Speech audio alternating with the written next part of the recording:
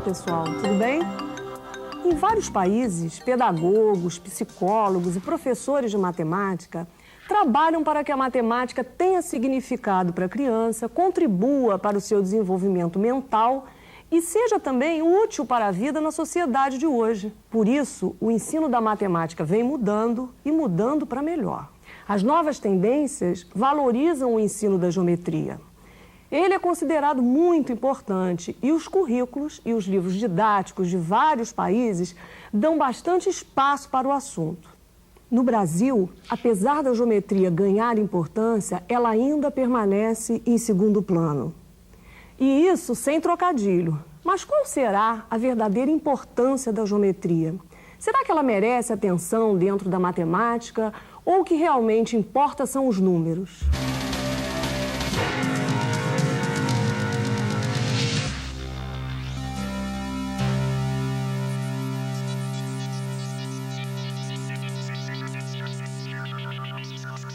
Os seres humanos produzem matemática desde as mais antigas civilizações da história. Civilizações antigas, como por exemplo a dos egípcios ou dos povos da Mesopotâmia, há 5.000 anos deixaram vestígios que nos permitem ter uma ideia da matemática que produziam. Vemos que os assuntos trabalhados por eles envolviam principalmente a aritmética, através dos números e operações, e a geometria através das formas. Esses são os dois ramos básicos da matemática. Foi a geometria que orientou os povos antigos na divisão de terras, de cultivo, na arquitetura e na construção de vários objetos e utensílios.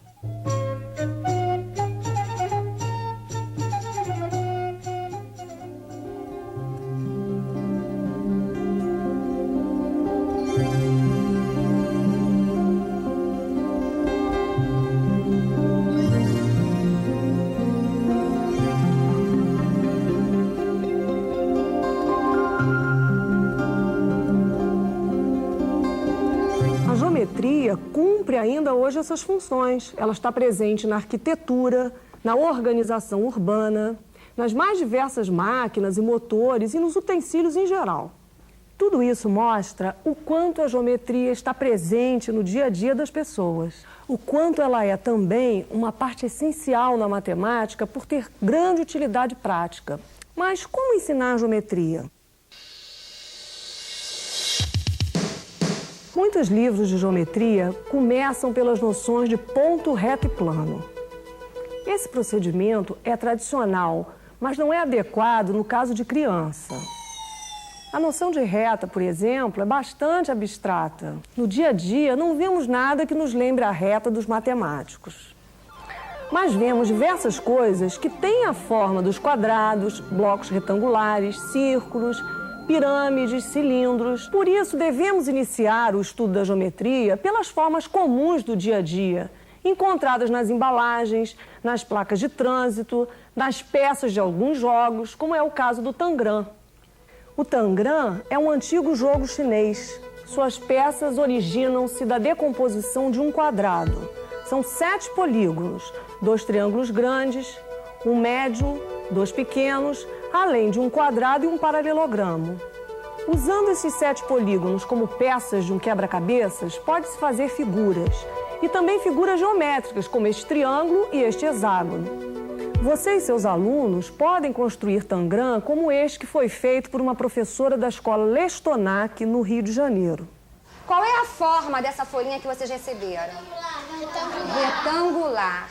Agora, quem é que consegue fazer para mim o maior quadrado possível com essa folhinha que está na frente de vocês? Vamos lá, vamos tentar. Maior quadrado possível. Agora podem tirar essa partezinha que sobrou, tá? Então, que forma é essa que vocês conseguiram? Quantos lados tem o quadrado? 4.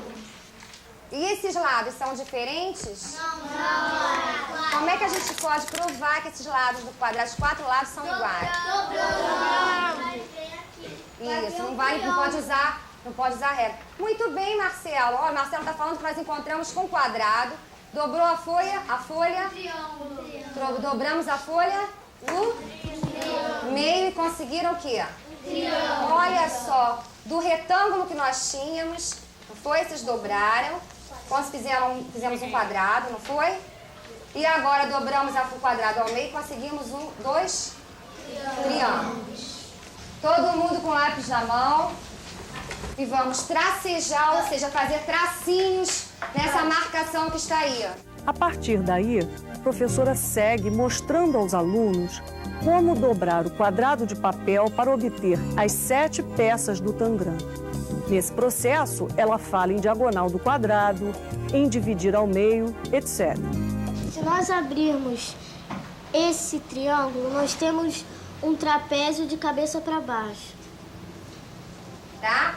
Desenha para eles, relembrando. Agora tá ok, agora tá certinho, né? Quer dizer, então, quantas figuras geométricas a gente já tem aí? 3, 4. 3? Quantas? 2? 4. O tangram, ele tem 7 peças, certo?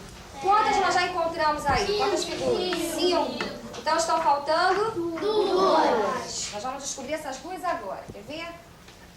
Nós vamos pintar cada figura dessa que apareceu de uma cor, tá bom? Bem bonito, hein? Tá? Vamos começar a pintar? Olha só, agora que todo mundo já pintou, ficou lindo o trabalho, tá? Eu vou distribuir cartolina para colar, tá? O que vocês pintaram, vocês vão colar na cartolina, tudo bem? Terminado o desenho, eles pintam, colam sobre cartolina e recortam as peças do jogo. Agora vocês vão pegar 2 pecinhas, tá? Quaisquer. Tudo bem? Pegaram as 2 pecinhas? Vamos ver quem é que consegue formar um quadrado. Conseguiu?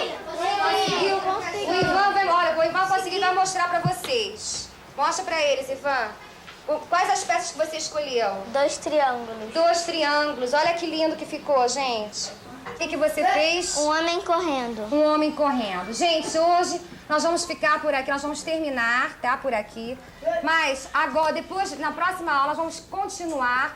O Ivan vai fazer uma história bem bonita, tá, Ivan? Vamos fazer uma composição, uma redação com esse trabalho que foi feito, tá bom? Dissemos que a geometria deve ser ensinada a partir das formas que são comuns no dia a dia, como retângulos, triângulos, cubos, etc. O tangram é um exemplo disso. Agora vamos ver outro exemplo.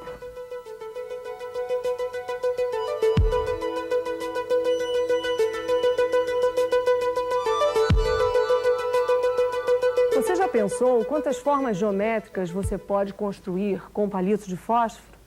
Posso propor para os meus alunos um problema como este. Construam um quadrado com 8 palitos de fósforo. Vocês estão vendo a resolução. Depois, posso propor outro problema. Usem 8 palitos outra vez e façam um quadrilátero diferente do primeiro, mas também com lados iguais. A solução do problema é um losango. Agora compare os 2 quadriláteros produzidos. Com eles, os alunos começam a perceber as diferenças entre quadrados e losangos.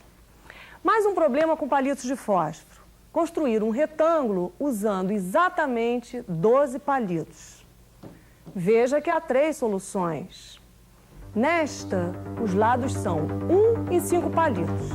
Nesta outra, são 2 e 4 palitos. E na última, temos um quadrado. O lado mede 3 palitos. Variam as medidas dos lados, mas o perímetro não. Com palitos de fósforo, os alunos podem resolver problemas em que aprendem sobre forma e perímetro de quadriláteros. Mas existem outras possibilidades para o ensino da geometria. Veja esta. Embalagens como estas são comuns em nosso dia a dia. São ótimas para ajudar no aprendizado da geometria. Esta embalagem tem a forma de um bloco retangular. Esta é um belo prisma de base triangular. E aqui temos 2 cilindros com dimensões que são diferentes. Esta caixa de bombons, tão conhecida das crianças, é um bloco retangular. Este é um dos seus vértices, eles são 8 ao todo. Aqui temos uma das arestas, no total são 12. E aqui uma das faces, elas são 6. Desmontando este bloco, obtemos sua planificação. Retirando as abas de colagem, vemos melhor que o bloco retangular é formado por 6 retângulos 2 a 2 iguais. Uma outra experiência pela qual as crianças devem passar é montar blocos retangulares a partir de um molde. Nessa atividade, elas descobrem diversos fatos geométricos. Vamos ver mais um exemplo de trabalho com formas geométricas em sala de aula.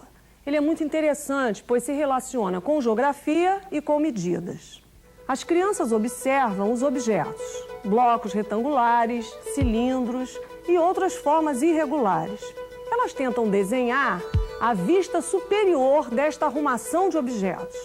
A vista superior é a vista que elas têm dos objetos olhando bem de cima.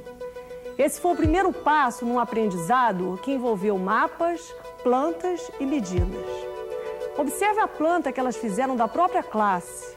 O que é uma planta de classe se não uma vista superior da classe?